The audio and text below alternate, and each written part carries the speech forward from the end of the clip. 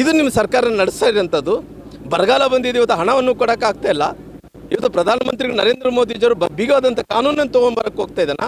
ಕೇವಲ ನೀಟ್ ಪರೀಕ್ಷೆನ ಸೋರಿಕೆ ಪ್ರಶ್ನೆ ಪತ್ರಿಕೆ ವಿಚಾರವನ್ನು ಇವತ್ತೇ ಸೋರಿಕೆ ಅಲ್ಲ, ಭಾಳಷ್ಟು ಸಾರಿ ಸೋರಿಕೆ ಆಗಿದೆ. ಆದರೆ ಇವತ್ತು ಪ್ರಧಾನಮಂತ್ರಿಗಳು ಗಟ್ಟಿಯಾದಂಥ ನಿಲುವು, ಈ ದೇಶದಲ್ಲಿದ್ದಂಥ ವಿದ್ಯಾರ್ಥಿನಿಯರು ಯುವಕರ ಪರವಾಗಿ ನಿಲ್ಲಬೇಕು ಅನ್ನೋಂಥ ಕಾರಣದಿಂದ ಪ್ರಧಾನಮಂತ್ರಿಗಳು ಇನ್ನು ಮುಂದೆ ಯಾವುದೇ ವಿಚಾರಗಳು ಈ ರೀತಿ ಆಗಬಾರ್ದು ಅನ್ನೋಂಥ ಕಾರಣದಿಂದ, ಪ್ರಶ್ನೆ ಪತ್ರಿಕೆ ಸೋರಿಕೆ ಆಗಬಾರ್ದು ಅನ್ನೋಂಥ ಕಾರಣದಿಂದ ಗಟ್ಟಿಯಾದಂಥ ನಿಲುವುಗಳನ್ನು ತರುವ ಮೂಲಕ ವಿಶೇಷವಾದಂಥ ಏನು ಫಾಸ್ಟ್ ಟ್ರ್ಯಾಕ್ ಕೋರ್ಟ್ಗಳನ್ನು, ನ್ಯಾಯಾಲಯಗಳನ್ನು ಸ್ಥಾಪನೆ ಮಾಡೋಂಥ ಕೆಲಸ ಪ್ರಧಾನಮಂತ್ರಿಗಳು ಮಾಡಿದ್ದಾರೆ. ಹಂಗಾಗಿ ಮುಖ್ಯಮಂತ್ರಿಗಳೇ ಎಲ್ಲಿದ್ರಿ ತಾವು? ನಮ್ಮ ಕಡೆ ಬಂದು ನೋಡ್ರಲ್ಲ, ಮೊನ್ನೆ ಚಿತ್ರದುರ್ಗ ಜಿಲ್ಲೆಗೆ ಬಂದಿದ್ರಿ, ಏನು ಮಾಡಿದ್ರಿ? ಚಿತ್ರದುರ್ಗ ಜಿಲ್ಲೆಗೆ ಬಂದು ಏನು ಮೀಟಿಂಗ್ ಮಾಡ್ಕೊಂಡು ಹೋದ್ರೆ ಸಾಕಾ? ಪರಿಹಾರ ಬೇಕಿಲ್ಲನಾ? ನಮ್ಮ ರೈತರೆಲ್ಲರಿಗೂ ಗುಳಿಗೆ ಹೋಗ್ತಾ ಇದ್ರೆ, ನೀರಿಲ್ಲ ಕುಡಿಲಿಕ್ಕೆ, ದನಕರುಗಳಿಗೆ ಮೇವಿಲ್ಲ, ಪರಿಹಾರನ ಘೋಷಣೆ ಮಾಡ್ರಲ್ಲ. ಇವತ್ತು ಕೇಂದ್ರಕ್ಕೆ ಪತ್ರ ಬರೆದ್ರೆ ಸಾಕ? ಕೇಂದ್ರದಿಂದ ಏನು ಕೊಡಬೇಕಾ? ಕೊಟ್ಟೇ ಕೊಡ್ತಾರ. ನೀನು ಕೊಡಲ್ಲ, ಏನು ಕೊಡ್ತೀರಿ? ನೀನು ಘೋಷಣೆ ಮಾಡು. ಸರ್, ಸಿದ್ದರಾಮಯ್ಯನವರು ಅಧಿಕಾರದಿಂದ ಕೆಳಗಿಳಿದ ಕೆಲವೇ ದಿನಗಳಲ್ಲಿ ರಾಜಕೀಯ ನಿವೃತ್ತಿಯನ್ನು ಘೋಷಣೆ ಮಾಡಿ ಅಲ್ಲ, ನಿವೃತ್ತಿ ಘೋಷಣೆ ಮಾಡಿದ್ದಾರೆ ಸಿದ್ದರಾಮಯ್ಯರಂದ್ರಿಗಿನ. ಬಹುಶಃ ಸಿದ್ದರಾಮಯ್ಯರು ಏನಂತ ಹೇಳಿದಾರೆ, 2028 ಚುನಾವಣೆಗೆ ನಾನು ನಿಲ್ಲಲ್ಲ. ಯಾಕೆ ನಿಲ್ಲಲ್ಲ ಅಂದರೆ ರಾಜಕೀಯ ಕಲುಷಿತ ಆಗಿದೆ. ಅವರಿದ್ದಂಥ ಟೈಮಲ್ಲಿ ಶುದ್ಧವಾಗಿತ್ತ? ಏನು ಇವತ್ತು ಅವರಿದ್ದಂಥ ಅವ್ರು ಏನು ಹೇಳೋಕೆ ಹೋಗ್ಯಾರ, ಹೊಂಟಾರ. ನಾನಿದ್ದಂಥ ಟೈಮಲ್ಲಿ ಚಲೋ ಇತ್ತು. ಡಿ ಕೆ ಶಿವಕುಮಾರ್ ಮುಖ್ಯಮಂತ್ರಿ ಆದ ನಂತರ ಕಲುಷಿತ ಆಗಿದೆ. ಡಿ ಕೆ ಶಿವಕುಮಾರ್ ಅವರು ಕಲುಷಿತ ಮಾಡಿದ್ದಾರೆ ಅಂದ್ರೆ ಅವ್ರ ಆಡಳಿತ ಸರಿ ಇಲ್ಲ ಅಂತೇಳಿ ಸಿದ್ದರಾಮಯ್ಯ ಹೇಳ್ದಂತಲ್ಲ, ಅವರೇ ಹೇಳ್ದಂತ ಆಗುತ್ತೆ ಅಲ್ಲ. ಹಾಗಾಗಿ ನಾನು ಹೇಳ್ತಾ ಇದ್ದೀನಿ, ಸಿದ್ದರಾಮಯ್ಯನವರು ಅವಾಗ ಮುಖ್ಯಮಂತ್ರಿ ಇದ್ದಂಥ ಟೈಮಲ್ಲಿ ಚಲೋ ಇತ್ತು. ಡಿ ಕೆ ಶಿವಕುಮಾರ್ ಅವರು ಮುಖ್ಯಮಂತ್ರಿ ಆದ ನಂತರ ಇವತ್ತು ಚಲೋ ಇಲ್ಲ ಅನ್ನೋಂಥದ್ದು ಹೇಳಕ್ಕೆ ಹೊಂಟಾರೇನಂತೇಳಿ ನಾನು ತಿಳ್ಕೊಂಡಿದ್ದೀನಿ.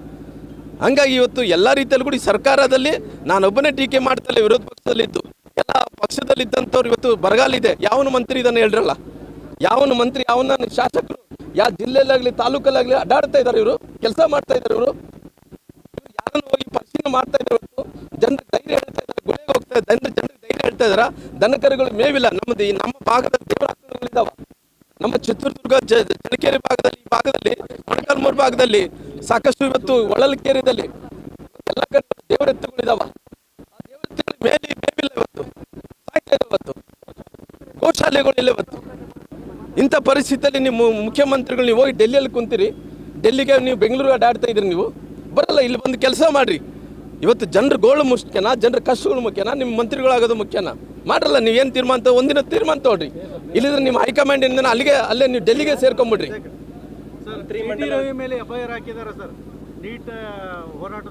ನೋಡ್ರಿ, ಅದ್ರ ವಿಚಾರದಲ್ಲಿ ನನಗೆ ನಿನ್ನ ಬೆಳಿಗ್ಗೆ ಕೂಡ ಪತ್ರಕರ್ತರು ಕೇಳಿದ್ರು, ಅದ್ರ ಬಗ್ಗೆ ನಾನು ನೋಡಿಲ್ಲ. ಖಂಡಿತವಾಗಿ ನಾನು ನೋಡಿ ಅದನ್ನ ರಿಯಾಕ್ಷನ್ ಪ್ರತಿಕ್ರಿಯೆ ಕೊಡುವಂತ ಕೆಲಸ ಮಾಡ್ತೀನಿ.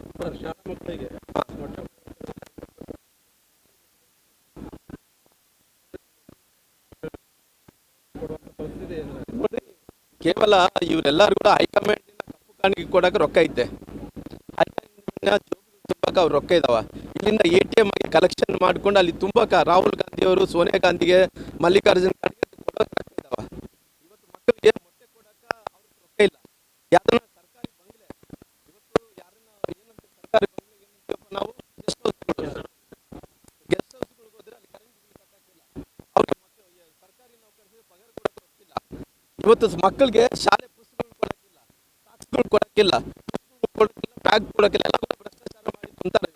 ಏನು KPC ಹಗರಣ ಒಂದೇ ಅಲ್ಲ, ವಾಲ್ಮೀಕಿ ಅಭಿವೃದ್ಧಿ ನಿಗಮದಲ್ಲಿ ಭ್ರಷ್ಟಾಚಾರ ಮಾಡಿದ್ರ, SC ನಿಗಮದಲ್ಲಿ ಭ್ರಷ್ಟಾಚಾರ ಮಾಡಿದ್ರ, ಎಲ್ಲ ನಿಗಮದಲ್ಲಿ ಭ್ರಷ್ಟಾಚಾರ ಮಾಡಿಕೊಂಡು ಅವರೆಲ್ಲರೂ ಕೂಡ ಏನು ಕಪ್ಪು ಕಾಣಿಕೆ ಅವ್ರ ಜೋಬ್ ತುಂಬಿಸಂತ ಕೆಲಸ ಕಾಂಗ್ರೆಸ್ಸಿನ ಹೈಕಮಾಂಡ್ ಮಾಡ್ತಾ ಇದ್ರ.